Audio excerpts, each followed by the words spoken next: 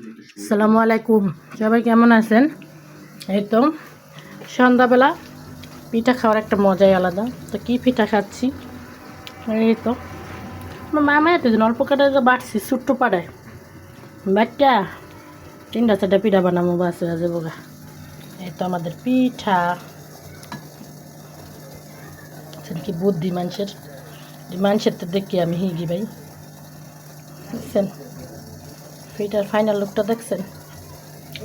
Wow, অসাধারণ অসাধারণ। এই যে পিঠা দেখছেন কতটা ইয়ামি হয়েছে, পিঠা কতটা সুন্দর হয়েছে, দেখছেন নিচের সাইডটা। এই বাসায় বানাইছি, একটু বেশি গুড় দিছি না, জাস্ট ওয়াও হয়েছে। হ্যাঁ, আমার মেয়ের জন্য এটা। কেমন হয়েছে জানাবেন।